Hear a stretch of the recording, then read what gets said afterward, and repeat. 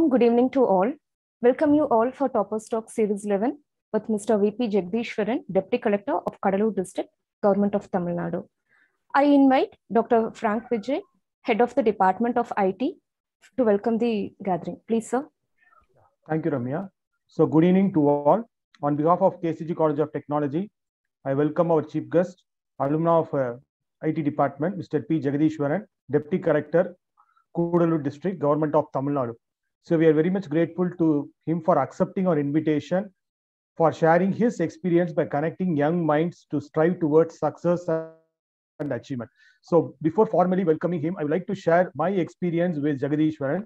So, 4 years before, we are planning to contact Mr. Jagatheeshwaran for alumni meet.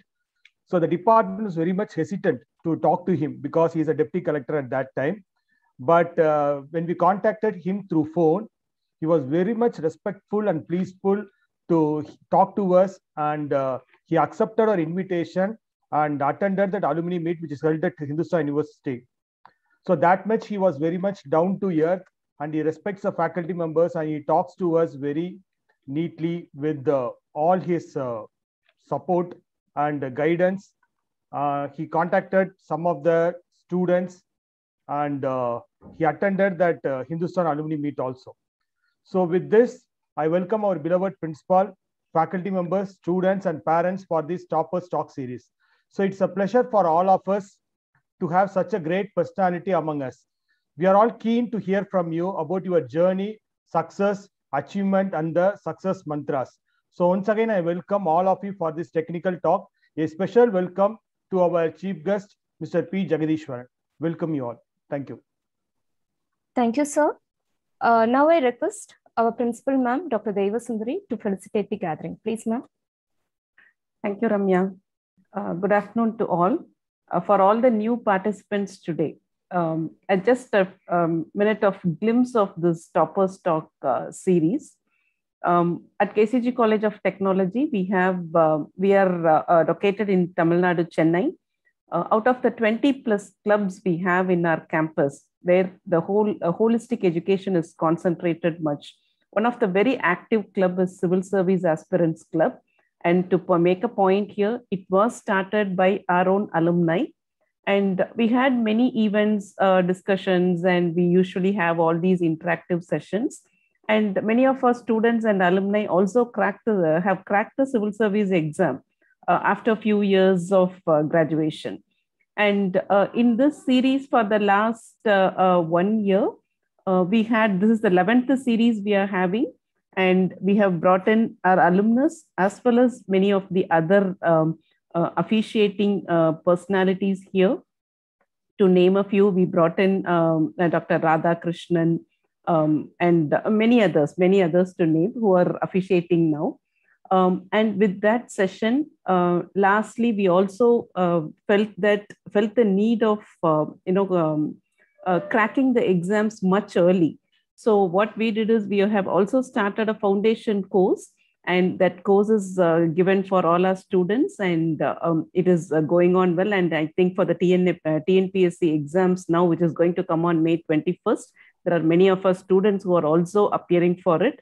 And it's the right time we felt that one of our own alumnus, Mr. Jagatheeshwaran, who has topped and ranked first in TNPSC Group 2, as well as was ranked top in Group 1, should also, if he could spend some time for our students, it would be very helpful.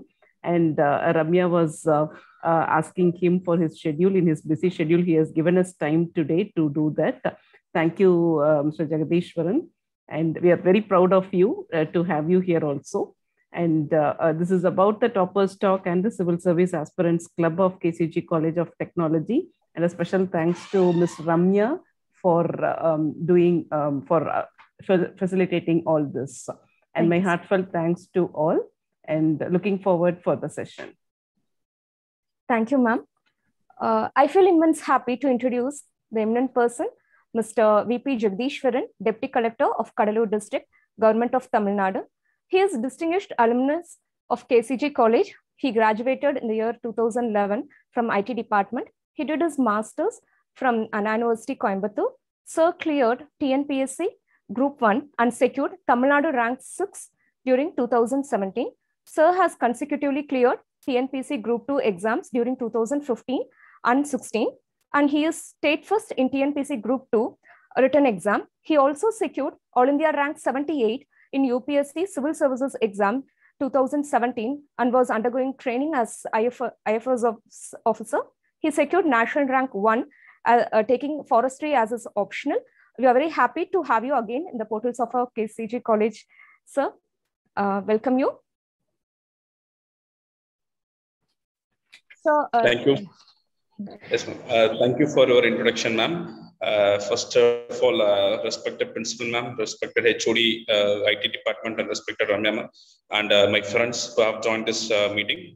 Very good evening, very good, a warm good evening to all. I'll start with one thing. Basically, I believe in one thing that is very simple, basic proverb: hard work never fails. It's a very simple, basic proverb. I have tasted the proverb once I have joined the service.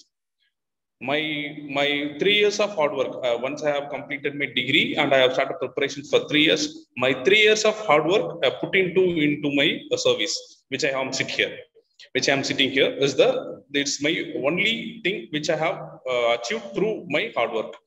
The basic proverb I strongly believe is hard work never fails. Another thing is knowledge is power. Another basic proverb, which is in Anna University logo, which is our college also affiliated to Anna University. Even our ID card also, I think we are having the logos. Knowledge is power. It's a basic thing. Yes, knowledge is more powerful than any other thing in the world. And other thing I want to mention is no weapon is sharper than pen. That penna uda, nammaloda pena uda migaperiya கூர்மையான வெப்பம் இது ஒரு ஆயுதம் எதுவும் கிடையாது. அதே சமயத்துல நம்மளோட அறிவை விட மிகப்பெரிய சக்தி எதுவும் கிடையாது. இதை நான் முழுமையா நம்புவேன். அதுதான் என்னோட வாழ்க்கையில ஒரு அட்லீஸ்ட் ஒரு இந்த அளவுக்காவது நான் வந்திருக்கேன்னு நினைக்கிறேன். என்னோட சக்சஸ் ஸ்டோரி பத்தி ஜஸ்ட் ஒரு 2 to 3 minutes சொல்றேன். ஏன்னா எனக்கு வந்து எனக்கு பரிச்சயமானது என்னோட சக்சஸ் ஸ்டோரி தான். அதனால நான் என்னோட சக்சஸ் ஸ்டோரி தான் எனக்கு ரொம்ப பரிச்சயமானது. என்னோட மாடல் அதான். அப்போ அதை பத்தி ஒரு 2 நிமிஷம் சொல்றேன். நான் எப்பவுமே பிலீவ் பண்றது என்னன்னா, ஒன் திங், அதாவது நமக்கு கொடுக்கப்பட்ட வேலை எந்த டைம்ல நமக்கு என்ன வேலை கொடுத்துருக்காங்களோ அதை நம்ம ஒழுங்கா செய்யணும். I have completed my UG degree in 2011. In that, I have studied in IT, and I have got into placement in Infosys in 2010 as campus interview. This is the thing. This is the thing which I can be doing in my UG degree. என்னோட UG டிகிரியில் என்னால் என்ன பண்ண முடியும், அந்த டைம்ல என்னால் என்ன பண்ண முடியும், கேம்பஸ் இன்டர்வியூ என்னால் செலக்ட் ஆக முடியும். இன்ஃபோசிஸ்ல KCG காலேஜ்ல இருந்து என்னால் 2010 December 11 நடந்த இன்டர்வியூ, கேம்பஸ் இன்டர்வியூல செலக்ட் ஆன இன்ஃபோசிஸ்ல. And after that, I have not joined Infosys due to I have get good marks in TANCET exam, and I have opted for MTech. And I gone for MTech, and I have completed my degree. While completing my degree, MTech முடிச்ச சமயத்துல ஒரு private காலேஜ்ல, நாமக்கல்ல இருக்க ஒரு private காலேஜ்ல I have got assistant professor as an appointment. அப்போ என்னால அந்த சமயத்துல என்னால என்ன முடியும், என்னால அசிஸ்டன்ட் ப்ரொஃபஸர் ஆக முடியும். அந்த MTech படிச்ச சமயத்துல அதை என்னால பண்ண முடிஞ்சு. தேர்ட் திங், அதுவும் சரி, okay, this is not my cup of tea அப்படின்னு நினைச்சிட்டு அந்த சமயத்துல என்னோட அண்ணாவும் IAS ஆஃபீஸரா இருக்காருக்கோ அவர் கிளியர் பண்ணியிருந்தாரு.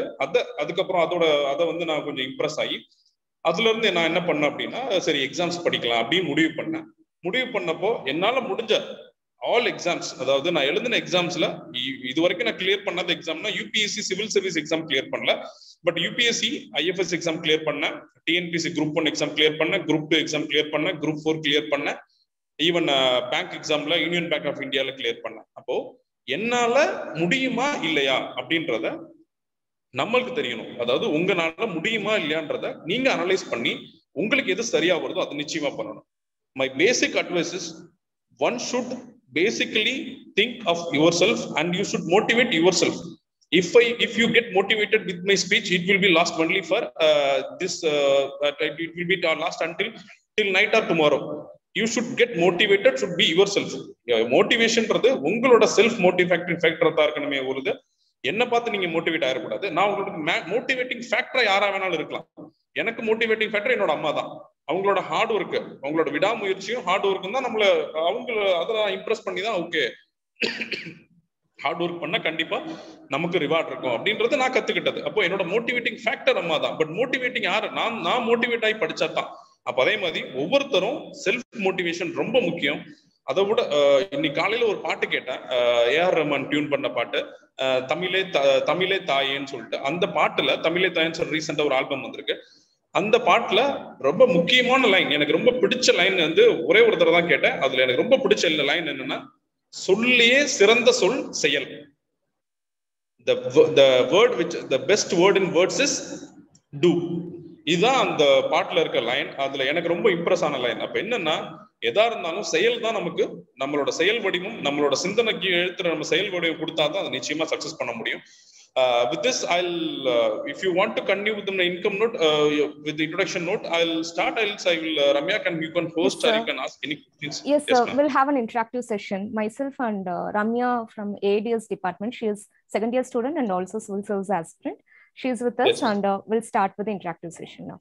Yes, ma'am. So, being an engineer, what fascinated you to choose civil service as a career? Like, was that your brother, Dr. VP Jagatheeshwaran, is already an IAS officer, or it's your personal choice? Yes, ma'am. Actually, frankly speaking, I don't have a knowledge of a civil service when I have completed my degree. Frankly speaking, but once I completed my degree, and at the time, by 2013, my brother got into service. I'm being an engineer. I have done what I have studied. I have done with my. I have proved something with. I have chosen a job in Infosys, and then I have an AP in some private colleges. With that, I have done some basic thing to my knowledge. With that, அடுத்து என்னோட அண்ணன் வந்து civil சர்வீஸ்ல இருந்தது தான் எனக்கு மிகப்பெரிய motivating factor இருந்துச்சு. ஃப்ராங்கா சொல்லணும், அதான் என் அண்ணனால தான் நான் இங்க இருக்கேன். அது வந்து அவர் சொல்றது எனக்கு ஒன்றும் தப்பு கிடையாது, இதுல ஒன்றும் கிடையாது. பட் என்னன்னா, நான் படிச்சேன், நான் திரும்ப அதான் சொல்றேன், என் அண்ணன் எனக்கு மோட்டிவேட்டிங் ஃபேக்டர், பட் மோட்டிவேட் ஆகி படிச்சது நான் தான்.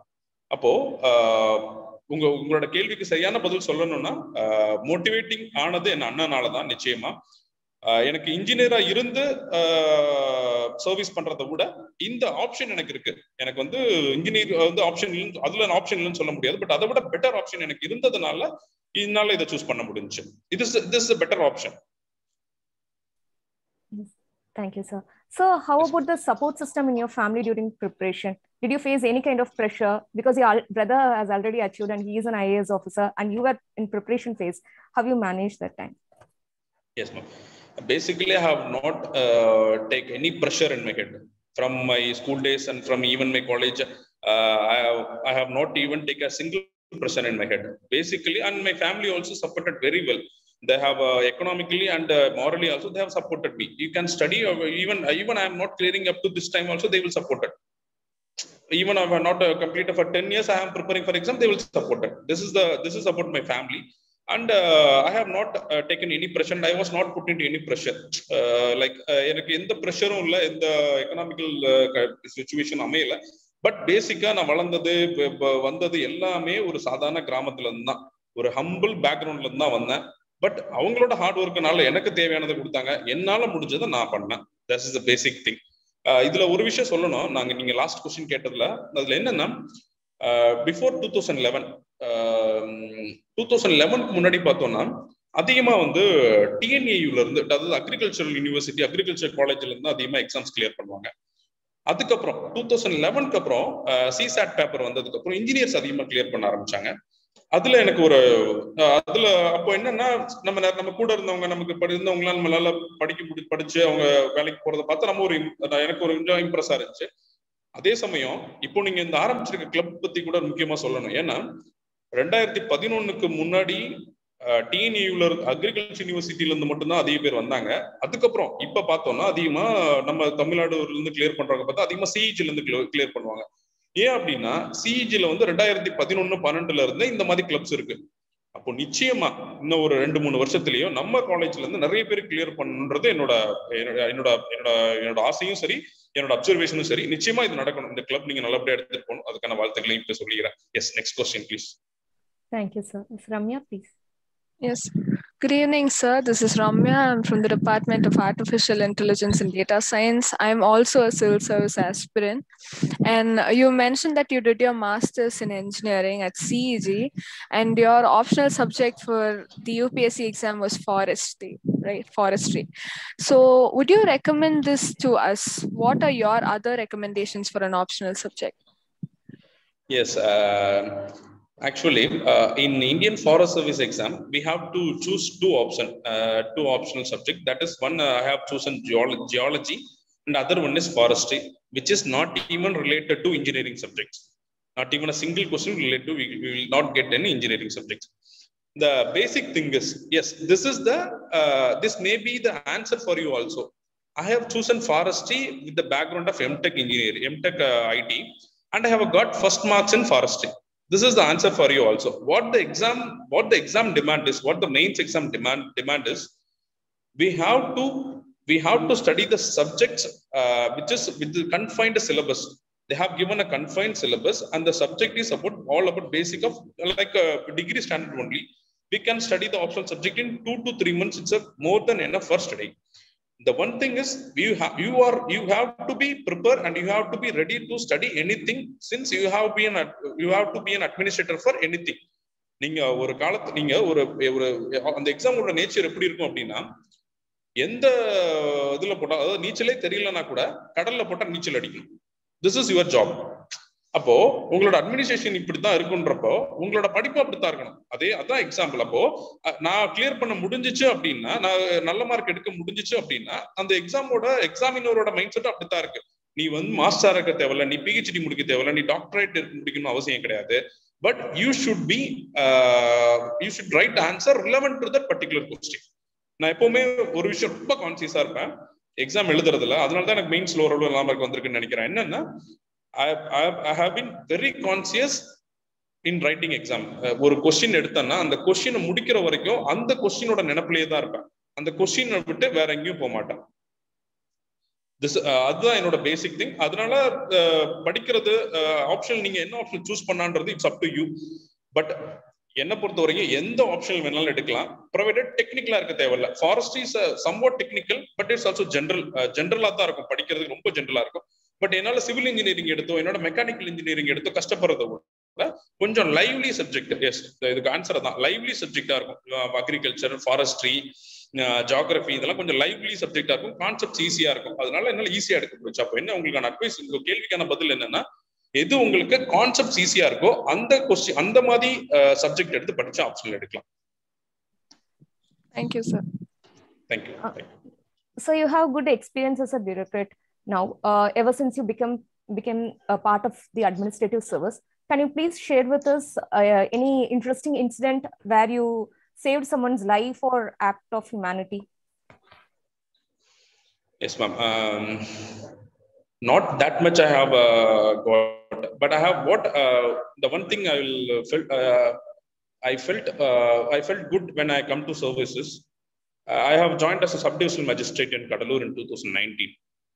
At that time, I have after I have joined for 4 months. After 4 months of joining, I have come through one suicide case. This is my good experience. Yes, I'll tell. And the case la ஒரு suicide, ஒரு body hanging case. The one thing I have learned my all life is என்ன சொல்லணும்னா, யாருக்காவது ரொம்ப நல்லது பண்ணணும், ஏதாவது ஒரு ஜஸ்டிஸ் பண்ணணும் அப்படின்னா ஒருத்தர் இறந்ததை ஜஸ்டிஃபை பண்ணணும் அப்படின்னு சொல்லுவாங்க. அதாவது நான் இப்போ ஐ அம் இன் a position to give justice to that body. அதாவது சூசைடா கொலையா அப்படின்றத ஜஸ்டிஃபை பண்ணுன்ற சுச்சுவேஷன்ல நான் இருக்கேன். அப்போ நான் அதாவது யாருமே கேட்க முடியாது, நான் என்ன சொன்னாலும் யாரும் கேட்க முடியாது. ஈவன் அந்த இறந்து போன பாடி கூட கேட்க முடியாது என்ன.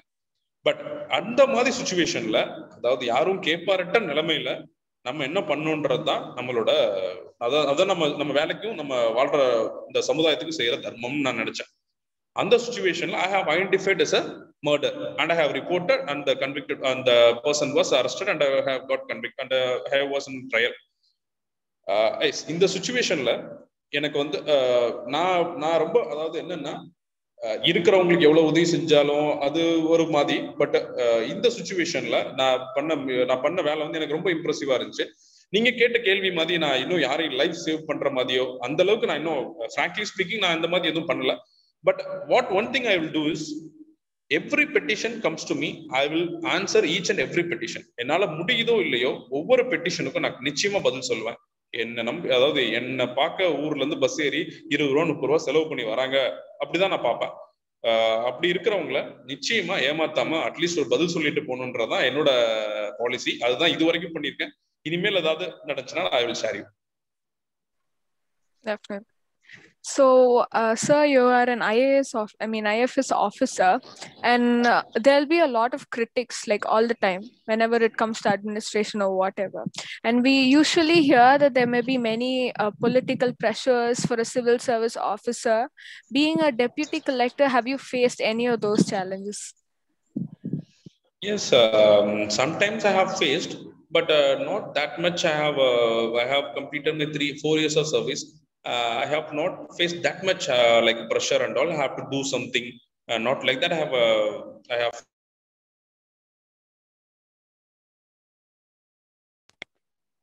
Sorry for the interruption. Sometimes I have faced in some situation which will not be disclosed. But if you are fair enough, and you are a good officer, definitely every person in politician or public will understand that you are a good officer, and you will not do some other activities which will not in public interest. Like that, that is all about your service to the people. We have to be honest, and we have to be straightforward. Then they will understand. And if any issues comes, we have to explain them. This is right and wrong. They will accept it. No issues. I have faced not any such kind of problems. Okay, sir. And when it comes to the UPSC examination, it is said to be the most toughest examination in the entire nation, the most challenging. In fact, it is also told to be the one of the exams where the duration of the exam itself is long. So to crack this examination, we believe a daily routine is important.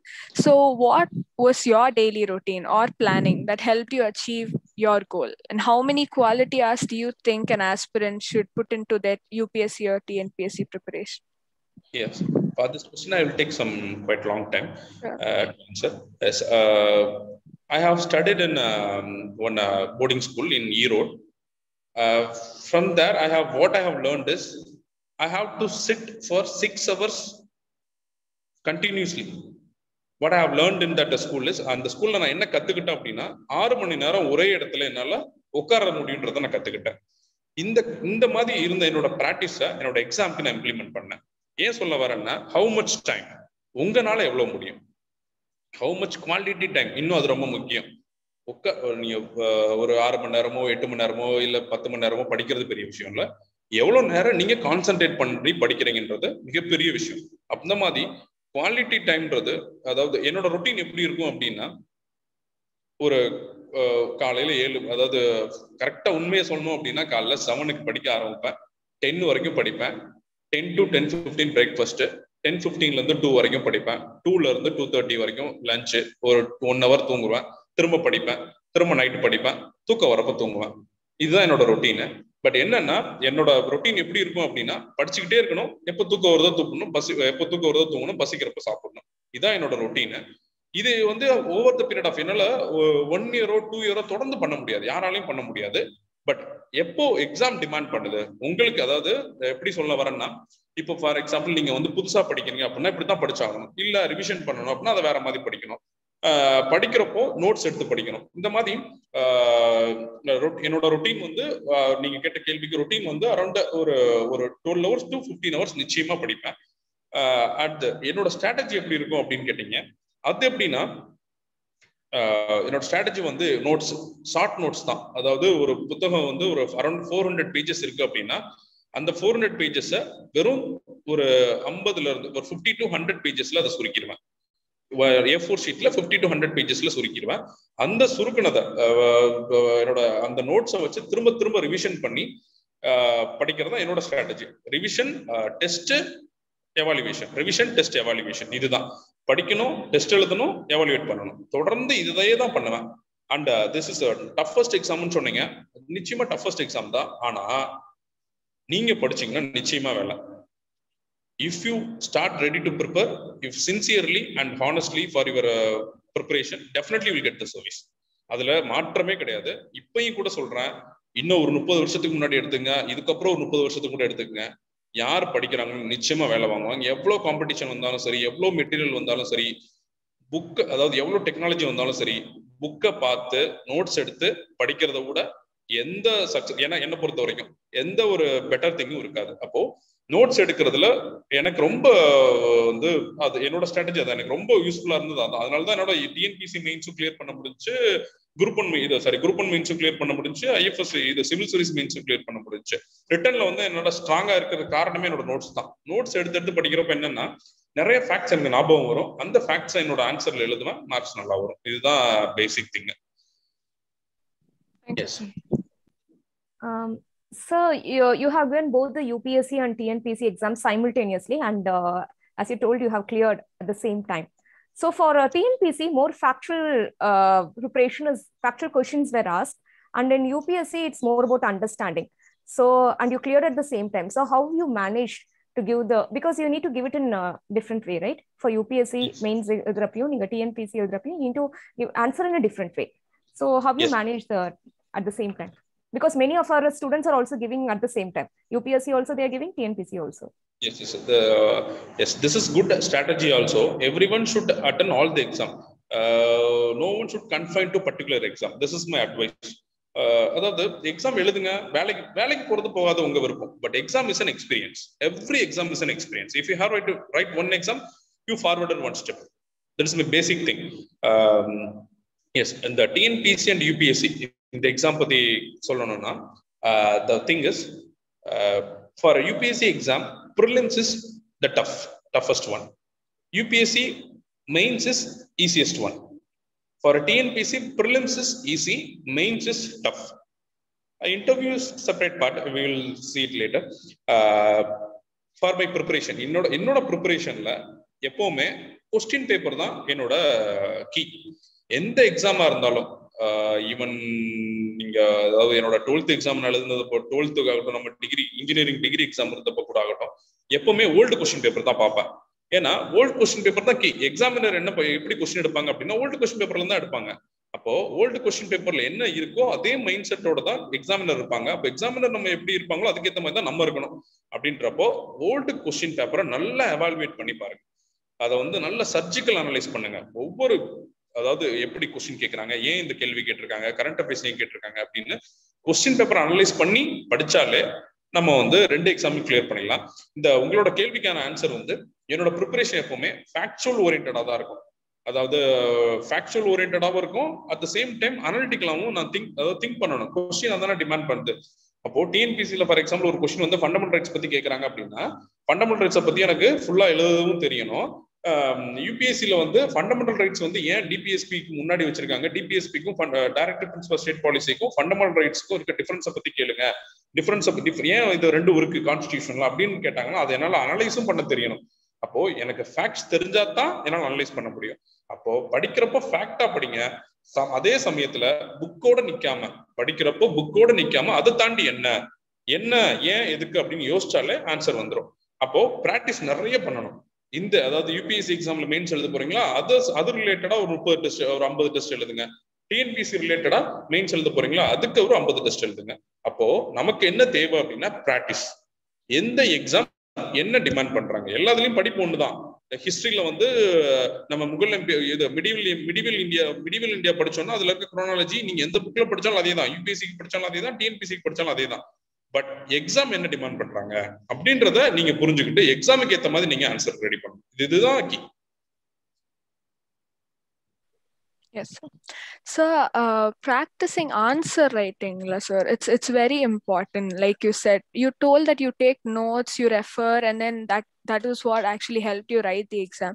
And as an aspirant, I also did some analysis in the question paper, and I found that certain questions were like 2 or more questions will be ambiguous, and some of them I won't have any idea of, and I've like seen a little bit of complexity here and there.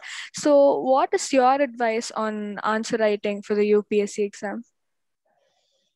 S, உங்களோட நீங்க கேட்ட கேள்வி வந்து correct தான். அப்படிதான் இருக்கணும். அப்பதான் உங்களோட ப்ரிப்பரேஷன் சரியா போகுதுன்னு அர்த்தம். ஏன்னா எல்லாமே தெரிஞ்சிடாது. அப்போ over the period of time you will get better understanding. அதாவது நிறைய விஷயம் என்னன்னே புரியாம இருக்கும், எதுவுமே தெரியாம இருக்கும். அப்ப எப்போ உங்களோட நீங்க அண்டர்ஸ்டாண்ட் பண்ண, எப்போ நீங்க வந்து அதுல இன்னும் ஓவர் கம் பண்ண முடியும் அப்படின்னா உங்களோட ப்ராக்டிஸ். தொடர்ந்து நீங்க இதை ப்ராக்டிஸ் பண்ணிட்டு தொடர்ந்து இது நீங்க வந்து ஒரு அந்த எக்ஸாம் நீங்க இது இப்போ நீங்க பண்றீங்களா, இது தொடர்ந்து பண்ணுங்க. You will get better idea. உங்களோட இன்னும் நிறைய ப்ராக்டிஸ் தேவை. தொடர்ந்து இதுவே பண்ணிட்டே இருந்தீங்கன்னா உங்களுக்கு பெட்டர் ஐடியா இருக்கும். நீங்க செகண்ட் என்ன கேள்வி கேட்டீங்க? Second question what I have asked, the second part in the question.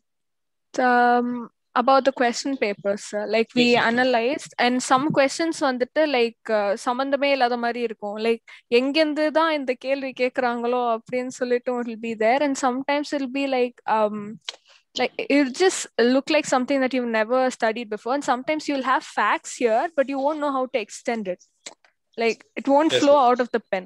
So yes, that thing is out of exam, out of writing exam. What I have done is what I have done for my preparation in mains. I have done what I have, see, basic subject is history, polity, economy, environment, geography. These are the basic subjects. For any topic, if you think of this horizontal, that is economy, polity, that is this all subject, if you think, you will get at least 1 point in basic. In any heading, you will get at least 1 point in this. If you have extended this the 5 subjects, you will get internal security, you will get that all the agriculture, environment, you will get you may the basic subjects வந்து நீங்க இன்னும் extend பண்ணி பிரிச்சுக்கலாம். அந்த extended பண்ணி பிரிச்சப்போ ஒவ்வொரு ஹெட்டிங்கும் எந்த டாபிக்கா இருந்தாலும் இதை இந்த சப்ஜெக்ட் பேஸ் பண்ணி யோசிச்சீங்கன்னா டெஃபினட்டா ஒரு பாயிண்ட் வரும். அதை ஆன்சர்ல நீங்க எக்ஸ்டெண்ட் பண்ணலாம். ஃபேக்ட் வந்து இப்படிதான் எக்ஸ்டெண்ட் பண்ண முடியும். ஏதாவது உங்களோட ஆன்சர் ரைட்டிங் ஏதாவது இந்த மாதிரி நீங்க ஆரம்பிச்சீங்கன்னா உங்களுக்கு இன்னும் நல்லா புரிய வரும். ஒரு ஆன்சர் எழுதுங்க, அப்பதான் இன்னும் நல்லா தெரியும். இந்த மாதிரி இருக்கும், டெஃபினட்டா இந்த மாதிரி இருக்கும். we will overcome, you can overcome with this thinking. இந்த மாதிரி சப்ஜெக்ட் பேஸ் பண்ணி திங்க் பண்ணீங்கன்னா டெஃபினட்டா நீங்க ஓவர்கம் பண்ணலாம். Thank you, sir. So during 2017 you got Tamilnadu rank 6 in TNPSC exam. So according to you, what an aspirant should do additionally to secure top rank and stand out of the crowd? Yes, one thing is sincere ah irukanum. Preparation la romba sincere ah irukanum. ஒரு நம்ம வந்து preparation வந்து இப்போ competitive exam preparation, இது நம்மளோட school exam மாதிரி கிடையாது, 10th 12th degree exam மாதிரி கிடையாது. இது வந்து காம்படிட்டிவ் எக்ஸாம்ல இந்த எக்ஸாம்ல வந்து ஒரு குதிரை பந்தயம் நடக்குதுன்னா முதல் வர குதிரைக்கு தான் பரிசு, மித்த குதிரைலாம் ஓட அவ்வளவுதான், மித்த குதிரைலாம் அனுப்பிச்சிருவாங்க. அப்போ இந்த மாதிரி காம்படிட்டிவ் எக்ஸாம்ல நம்ம என்ன பண்ணணும் அப்படின்னா ஃபர்ஸ்ட் வர குதிரையா இருக்கணும். ஃபர்ஸ்ட் ஒரு 10 வர குதிரைங்களுக்கு தான் வேலை அப்படின்றப்போ நம்ம இந்த மாதிரி காம்படிட்டிவ் எக்ஸாம்ல அந்த மாதிரி தான் நம்ம இருக்கணும். அதுக்கு நம்ம என்ன பண்ணணும் அப்படின்னா என்னோட ப்ரிப்பரேஷன்ல நான் இருக்க ஒரு 3 வருஷம் படிக்கிறேன்னா அதுக்கு நான் ஜஸ்டிஸ் கொடுக்கணும்.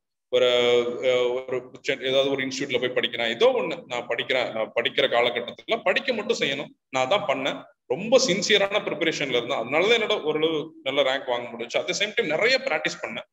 டிஎன்பிசில ரேங்க் 6 வாங்கினேன். அதுக்கு முன்னாடி நான் என்ன பண்ணேன்னா 100 டெஸ்ட் எழுதியிருக்கேன். 100 மினிமம் 100 டெஸ்ட்டுக்கு மேலதான் நான் எழுதியிருப்பேன். 100 3 hours ஃபுல் டெஸ்ட் எழுதியிருக்கேன். அப்போ என்னோட பிராக்டிஸ் தான் எனக்கு இந்த அளவுக்கு வந்துச்சு. நான் ரொம்ப பெரிய பிரில்லியன்ட் கிடையாது, ரொம்ப டேலண்டடான ஆள் கிடையாது. But one thing is I can put my hard work. ஃபுல்லா என்னால ஹார்ட் ஒர்க் போட முடியும். அதை மட்டும் தான் என்னால பண்ண முடியும். அதுதான் நான் பண்ணேன். அதனாலதான் இந்த ரேங்க் வாங்க முடிஞ்சுச்சு. டெஃபினெட்லி ஹார்ட் ஒர்க் பண்ணா நிச்சயமா யாராலையும் வாங்கலாம். அதுல ஒன்றும் பெரிய கஷ்டம் கிடையாது.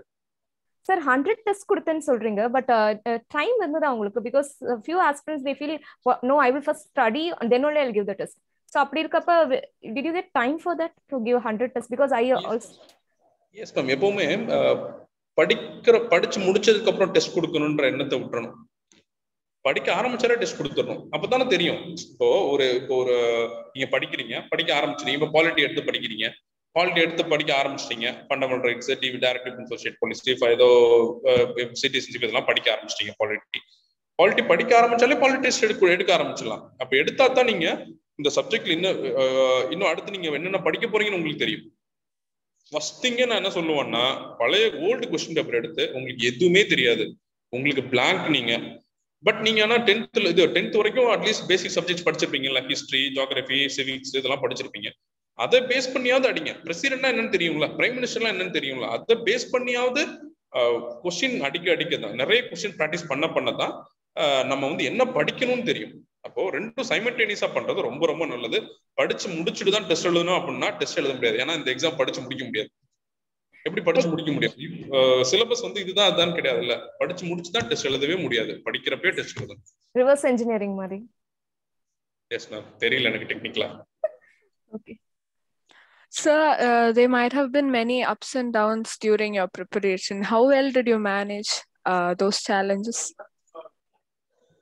Yes, definitely ups and downs இருந்துச்சு. ப்ரிப்பரேஷன் டைம்ல படிக்கலாமா இல்ல வேற ஏதாவது ஆப்ஷன் யோசிக்கலாமா, ஒரு குவைட் லாங் டைம். நீங்க ஃபர்ஸ்ட் சொன்ன மாதிரி 1 year ஆஃப் ப்ரிப்பரேஷன் இருப்போ இந்த எக்ஸாம் நேச்சரா 1 year அதுவே பெரிய சேலஞ்ச். உட்காந்து படிக்கிறதுக்கு அதுவே ரொம்ப கஷ்டமா இருக்கும். அட் த சேம் டைம் நிறைய சுச்சுவேஷன்ஸ் வரும், நம்மளால முடியுமா படிக்க முடியாதா அப்படின்றப்போ. அப்போ ஒவ்வொரு டைம்லயும் ஏதாவது ஒரு மோட்டிவேட்டிங் ஃபேக்டர் வரும். ஏதாவது நமக்கு இந்த மோட்டிவேட்டிங் ஃபேக்டர்னால நம்ம ஏதாவது கண்டிப்பா இந்த எக்ஸாம் கிளியர் பண்ண முடியும் அப்படின்னு நினைச்சுக்கிறேன்.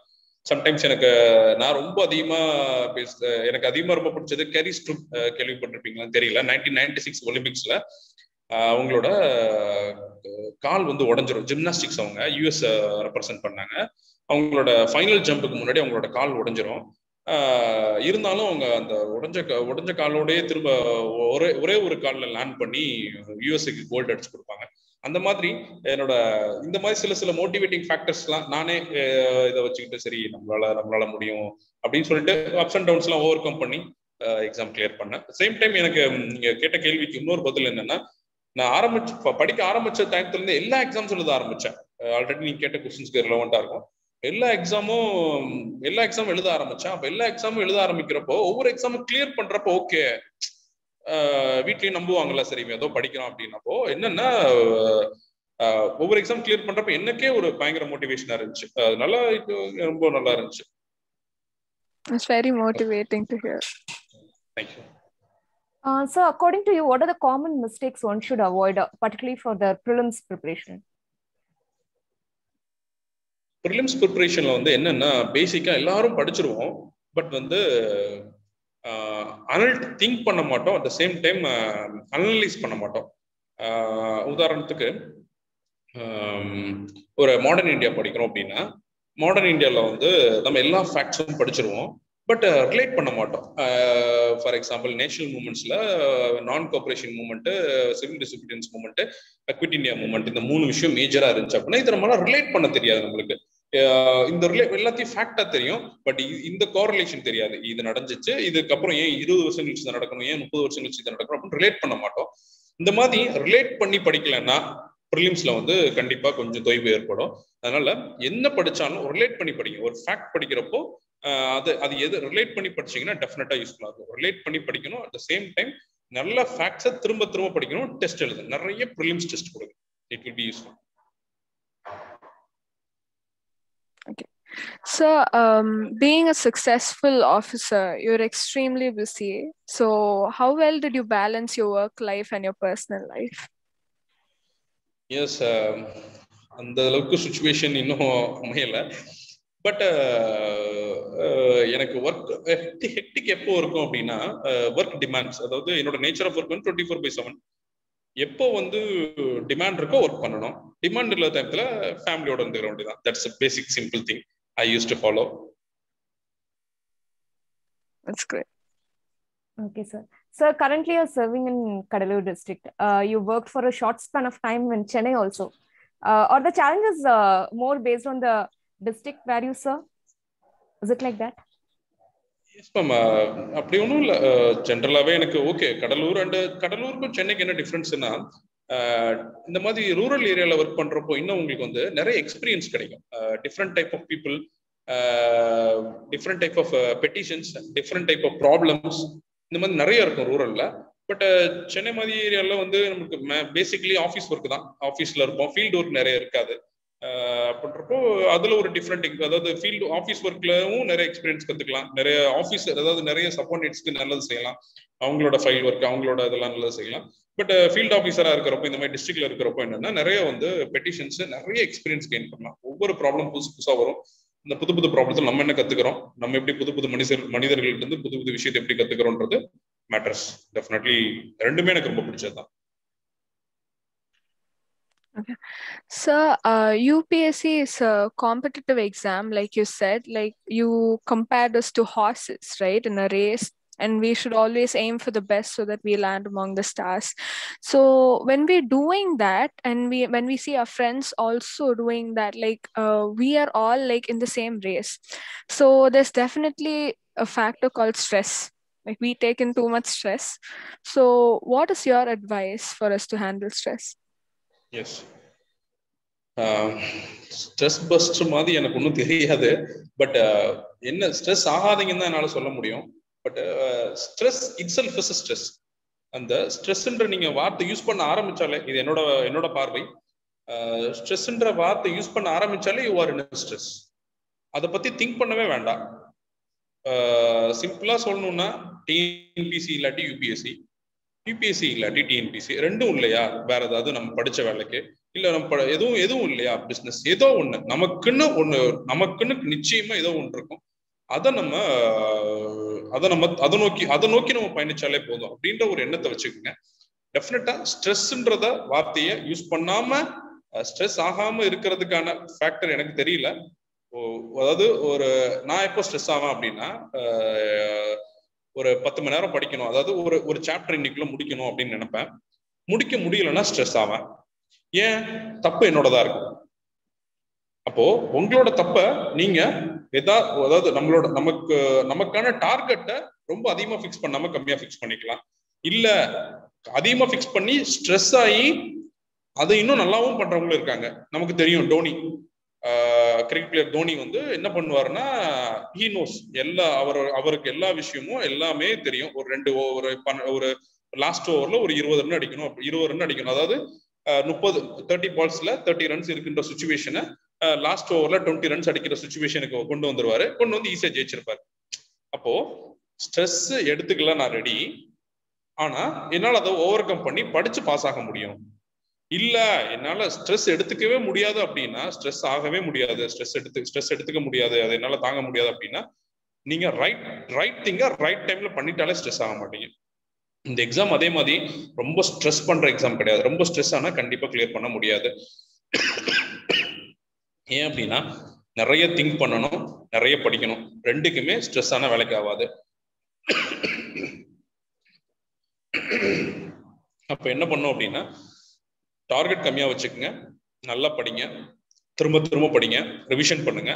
ஸ்ட்ரெஸ் ஆகிறதுக்கு என்ன வழி இல்லையோ அதை கன்டினியூ பண்ணிக்கங்க. எனக்கு அதை எப்படி சொல்றது எனக்கு எக்ஸாக்டா, ஏன்னா ஸ்ட்ரெஸ் எப்படி ஸ்ட்ரெஸ் ஆகாம இருக்குன்றது என்னால சொல்ல தெரியல எக்ஸாக்டா. Yes, sir. So, as you said, like we can definitely try to maintain our cool like before the exam and during the exam. And now to the most nerve-wracking part of the exam, the personality test. You gave 3 interviews. So how was it? Can you share any of your interview experiences with us, both TNPSC and UPSC? Yes.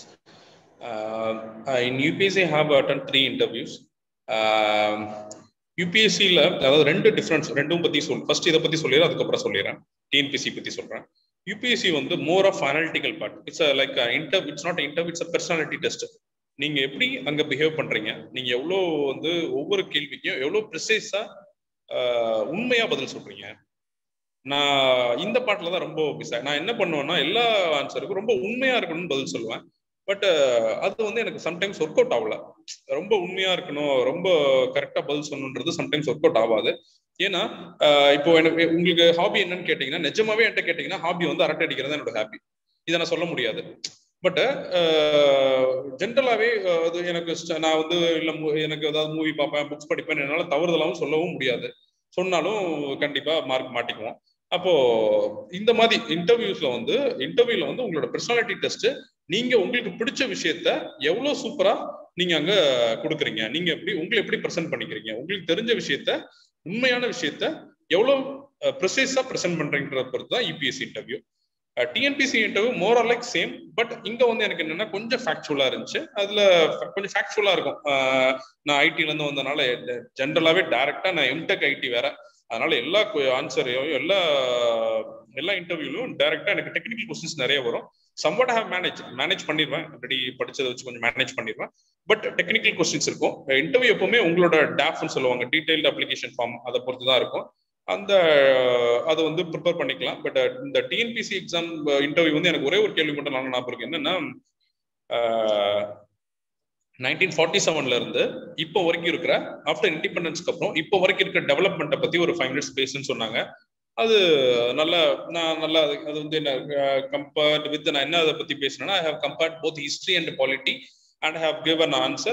I have stopped, அதாவது அவங்க stop பண்ண சொல்றதுக்கு அப்புறம் தான் stop பண்ணேன். அந்த மாதிரி எனக்கு வந்து ஓரளவு இந்த மாதிரி கொஞ்சம் ஃபேக்சுவலா நமக்கு கொஞ்சம் விஷயம் தெரிஞ்சப்போ நல்லா ஸ்ட்ராங்கா பேசலாம். அப்போ என்னோட அட்வைஸ் என்ன இன்டர்வியூக்கு, வாட் இஸ் யுவர் நேம்னா மை நேம் இஸ் ஜெகதீஸ்வரன். அந்த அளவுக்கு சொல்ற அளவுக்கு எல்லா கேள்விக்கும், இப்போ வாட் இஸ் நேம்ன்றது ரொம்ப என்னது அது ஒரு கொஸ்டினே கிடையாது. பட் இந்த மாதிரி எல்லா கொஸ்டினுக்கும் நீங்க கான்ஃபிடென்ட்டா பதில் சொல்லணும். அந்த அளவுக்கு உங்களை ப்ரிப்பேர் பண்ணிக்கணும். Oh, okay. So were you able to answer all the questions that they posed to you? Sorry, I have got a call. Yes. What I have asked? So were you able to answer like all the questions that were posed to you? No. I have, for example, if they ask 10 questions, I will answer around 6 questions only. They have not expected you to answer all the questions. They have not expected. If you have answered only 2 questions, very precise, and they will impress in these 2 questions, they will give a good marks for you. Oh, okay. That is not necessary. They have checked your knowledge in mains. They have just testing your personality only in personality interview. Thank you, sir.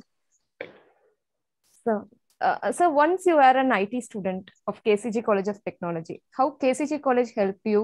Please share with us any interesting experience which triggered you or motivated you during your college days. Yes, ma'am. I have been a very my batch of very jolly batch. We have enjoyed like anything in KCG College. That may be the point. But what Ramya have asked, what will be your stress buster? My friends are my stress buster. We have very good friends. அந்த KCG காலேஜில் தான் எனக்கு கிடைச்சாங்க ரொம்ப friends. நிறைய experience learn பண்ணேன். நான் சென்னை அப்போ தான் வரேன். நான் ரொம்ப அதிகமாக வந்து சென்னைக்கு எக்ஸ்போசர் ஆனதும், வெளி உலகத்துக்கு அதிகமாக எக்ஸ்போசர் ஆனதும் நாங்கள் நம்ம காலேஜில் படிக்கிற சமயத்தில் தான். காலேஜில் வந்து காலேஜில் இருந்து ஸ்பெசிஃபிக்காக கற்றுக்கிட்டது வந்து நான் அதாவது ரொம்ப சின்சியராக இருக்கணும், ரொம்ப ஓப்பன் மைண்டடாக இருக்கணும். ஏன்னா அதுக்கு முன்னாடி ஈவன் நம்மளோட அந்த சமயத்துல தான் அந்த டீனேஜ் முடிச்சு அந்த 17 to 21 தான் நம்மளோட மைண்ட் கொஞ்சம் ஓப்பன் ஆகும். அந்த சமயத்துல நமக்கு என்னெல்லாம் இன்புட் வருதோ அதுதான் நம்மளோட அடுத்த இருக்க நம்மளோட வாழ்க்கையை ஷேப் பண்ணும் அப்படின்றத நான் நம்புறேன்.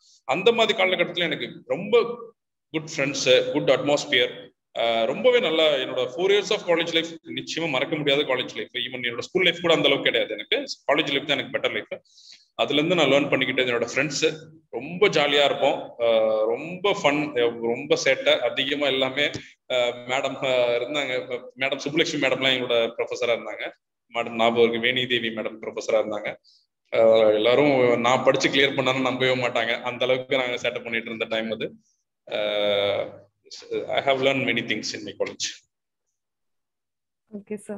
So your final word of advice to your juniors of KCG civil aspirants who are preparing for UPSC civil service exam and they are going to take the exam during prelims exam 2022, both UPSC and mains. Your advice for them?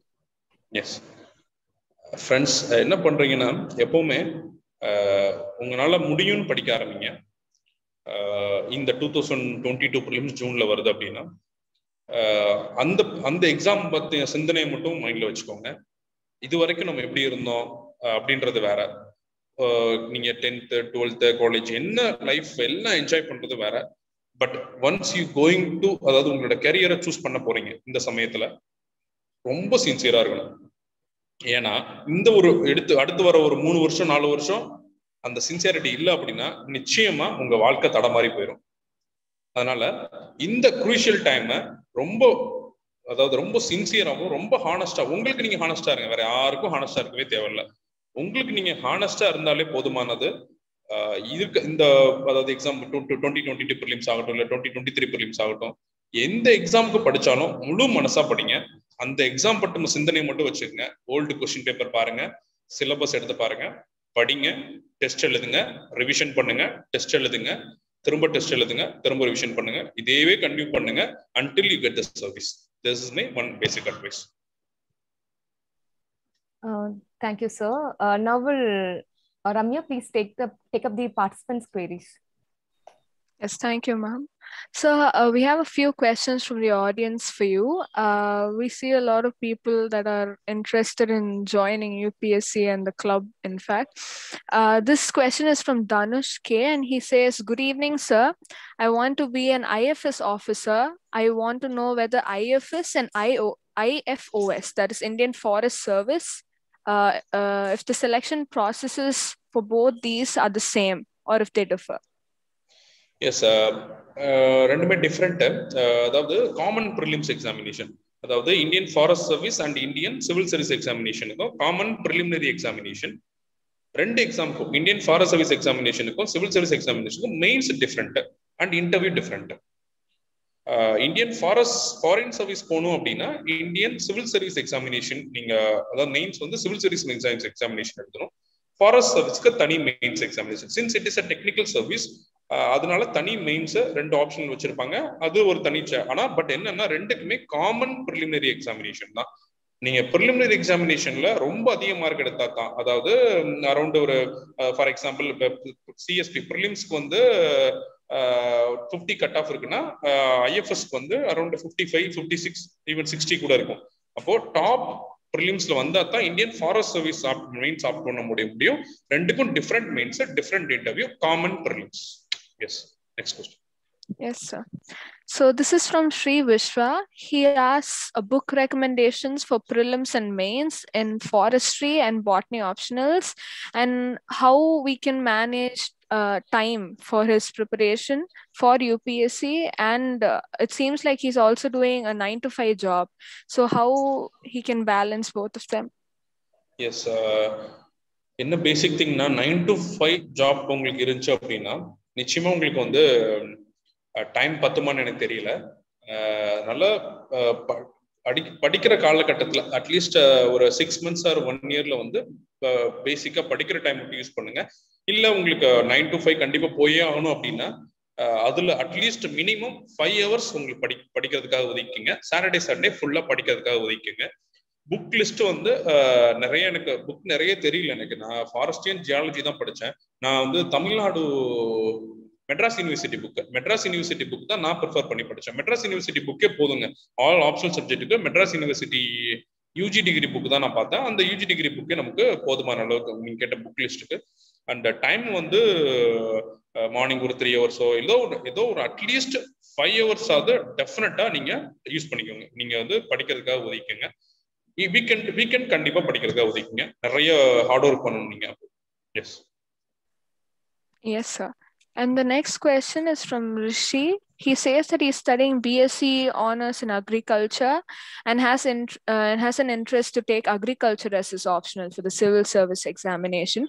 But some say that taking a science related subject is not a safe move. Instead, they suggest him to go for arts related optional subjects to increase his marks, to make his subject a little lighter.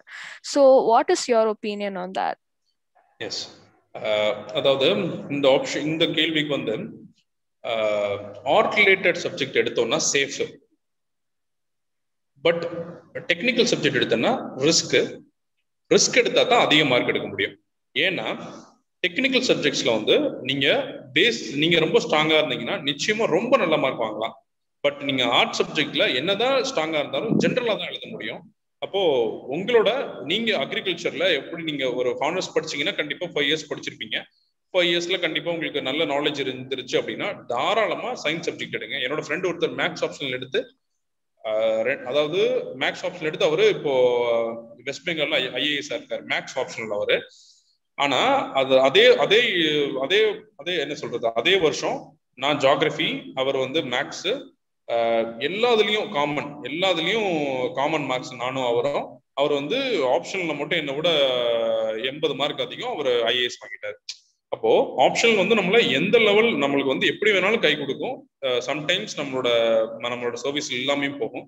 Optional choose பண்றது நீங்க old question paper எடுத்து work out பண்ணி உங்களுக்கு சரி வருமானு பார்த்துட்டு நீங்க test பண்ணுங்க. பட் எந்த சப்ஜெக்ட் வேணாலும் எடுக்கலாம். இது ஆர்ட்ஸ் சயின்ஸ் தேவையில்ல. சயின்ஸ் எடுக்கிறது அக்ரிகல்ச்சர் படிச்சவங்களுக்கு நல்லதுதான். Next question. Yes, sir. This is from Sri Vishwa again. He asks if you can suggest a test series for Indian Forest Service, both online and offline. Test series பத்தி எனக்கு தெரியல Vishwa. But நான் வந்து Shankar இன்ஸ்டியூட்ல test எழுதினேன். அரம் இன்ஸ்டியூட்ல ஜியாலஜிக்கும் ஃபாரஸ்ட்டுக்கும் வந்து சங்கர் இன்ஸ்டியூட்லயும் நான் எழுதினேன் test. But எனக்கு இப்போ எப்படி இருக்கு சுச்சுவேஷன் எனக்கு தெரியல. நான் around 4 years back. Okay, sir. And this is from Rishi again. Very relatable question. While studying, sometimes it feels interesting, and most of the time it feels too boring or monotonous and loses the rhythm of reading. So how to maintain consistency while facing peer pressure, and how do you tackle the situation? Interest இருக்க வரைக்கும் படிங்க. போர் அடிச்சுன்னா கண்டிப்பா படிக்காதீங்க. ரொம்ப போர் அடிச்சிடும். போர் அடிக்கிறப்ப படிச்சீங்க அப்படின்னா அவ்வளவுதான். அதாவது நமக்கு வந்து என்டையர் எக்ஸாமே போர் அடிச்சிடும். அப்போ இன்ட்ரெஸ்ட் இருக்க சமயத்துல மட்டும் படிங்க. At the same time interest வர வச்சுக்கோங்க. நமக்கு நம்மளோட லைஃப் இதுதான், இதுதான் வந்தாச்சு, அதுலதான் நம்ம இன்ட்ரெஸ்டா இருக்கணும். அது உங்களோட மைண்ட் செட் தான், இண்டிவிஜுவலோட மைண்ட் செட். நீங்க இன்ட்ரெஸ்ட் ஆயிக்கணும். இல்ல போர் அடிக்குது அப்படின்னா தூக்கம் வந்தா கண்டிப்பா தூங்கிருங்க. அதை மீறி படிச்சீங்க அப்படின்னா திரும்ப திரும்ப போர் அடிக்க ஆரம்பிச்சிடும். அரைகுறையா படிப்போம், கான்செப்ட் கிளாரிட்டி இருக்காது, இந்த மாதிரி இஷ்யூஸ் வரும். அதனால இன்ட்ரெஸ்ட் நீங்க டெவலப் பண்ணிக்கோங்க, இன்ட்ரெஸ்டோட படிங்க. And the very last question from the audience, it's from Ricky. He says, sir, some people say if you write the TNPSC exam in Tamil, you lose your marks. What's your statement about that? Yes, இல்ல இந்த question வந்து relevant தான். இந்த question கேட்டிருக்கவங்க கூட கண்டிப்பா சிரமப்பட்டிருப்பாங்கன்னு நினைக்கிறேன். ஏன்னா இப்போ நான் கிளியர் பண்ண 2017 ஃபர்ஸ்ட் 10 ரேங்க் எடுத்தோம்னா எல்லாமே இங்கிலீஷ்ல எழுதினவங்க தான் எக்ஸாம். அப்போ இந்த ஃபேக்டர் இருக்கு. அதே சமயம் என்னோட அண்ணன் வந்து UPSC எக்ஸாமே தமிழ்ல எழுதினாரு. ஆல் இண்டியா ரேங்க் 45, தமிழ்ல 1. அப்போ இந்த 2 ஃபேக்டரும் இருக்கு. தமிழ் எழுதுறவங்களும் கிளியர் பண்றாங்க. பட் கம்பேரிட்டிவ்லி என்ன அப்படின்னா, ஏன் இந்த கொஸ்டின் அரைஸ் ஆகுது அப்படின்னா, மெட்டீரியல். அதாவது அந்த சமயத்துல வந்து மெட்டீரியல் வந்து இங்கிலீஷ்ல தான் அதிகமா இருக்கும். காம்படிட்டிவ் எக்ஸாம் வந்து இங்கிலீஷ்ல அதிகமா மெட்டீரியல் இருக்கும். இங்கிலீஷ்ல படிச்சுட்டு தமிழ்ல ரீப்ரொடியூஸ் பண்றது கஷ்டம். பட் தமிழ்ல படிச்சுட்டு தமிழ்ல ரீப்ரொடியூஸ் பண்றது ஓரளவு ஈஸி. பட் இப்போ இருக்க சுச்சுவேஷன்ல ஓரளவு உங்களுக்கு அதாவது லாங்குவேஜ் பேரியர் கண்டிப்பா இல்லை. அதனால இந்த ஃபேக்டர் இருக்கு. பட் அதை ஓவர் கம் பண்றது நீங்க கொஞ்சம் அதிகமா ப்ராக்டிஸ் பண்ணுங்க. பட் ஆனா எது வருதோ அதை பண்ணுங்க.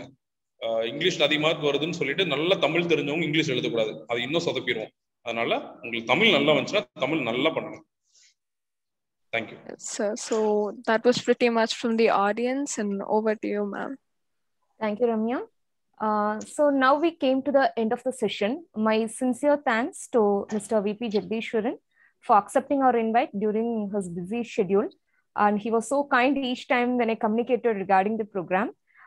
I thank our management, CEO and Director ma'am for encouraging us to organize such wonderful events. I thank our beloved principal, Dr. Devasundari ma'am, for her continuous support. I thank our Dean Student Affairs, Dr. Anita Manuel ma'am, for her motivation. My special thanks to IT HOD, Dr. Frank Vijay, and EC HOD, Dr. Kavita Balamurugan. And I thank all the heads of the department, my colleagues, and my dear students. Lastly, I thank all the external participants from other universities for your active participation. Thank you all once again. Have a great day. Thank you, sir. Thank you all. Thank you. Thank you, Mr.